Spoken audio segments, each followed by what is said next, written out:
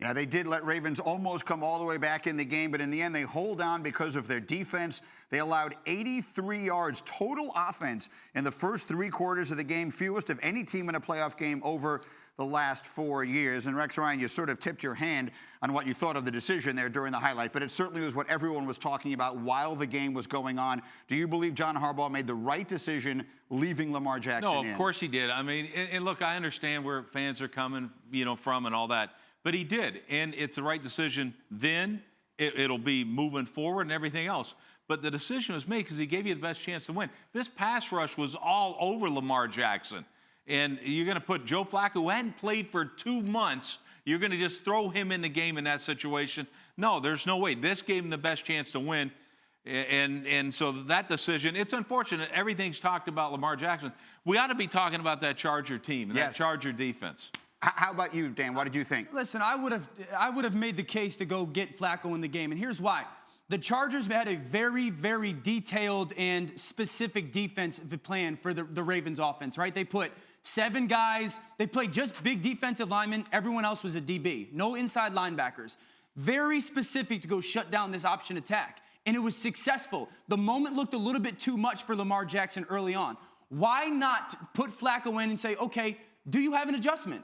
Does your defensive scheme have an adjustment? If I do bring in a little bit more of a traditional guy, I would have just liked to see them start the second half. Maybe you catch the Chargers off guard. Flacco can get hot. He's been in those moments. Credit Lamar for bringing him back, but I think because of the scheme, it would have been justified to see if Flacco can do something different and throw a curveball at the Chargers. One way or another, the Chargers wind up holding on and winning, and they go on in New England where they were 11 years ago with a chance to win. You've been riding their bandwagon all year long, and yesterday it was a solid performance. No, it was way better than a solid performance. And really, I thought Anthony Lynn set the tone, and I knew that this team was going to come out with their gloves on, and they were super confident. How could I tell? Before the game, Anthony Lynn is interviewed by our ESPN crew, and he's saying, they're talking about Hunter Henry, who never played in the game. Yeah. And he's like, well, we'll see how he's doing next week.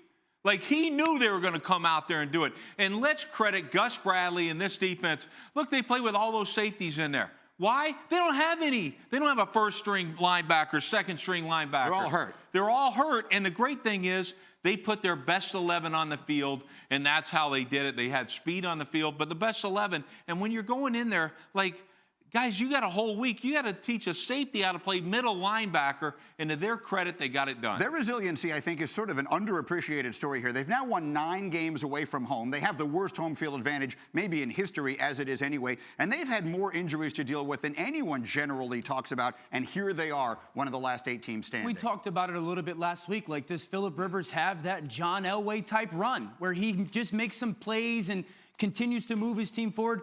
Listen, their offense did not click well yesterday until they needed to a little bit, but the defense was incredible. I said it to you guys a little bit earlier. Yep. Melvin Ingram might have had the best postseason defensive line performance we've seen in a long time. I don't remember the stat. It was like tackles, forced fumbles, fumble recovery, sack. I mean, he was all over the place. Yeah, and so the result of it is the Chargers go on to win.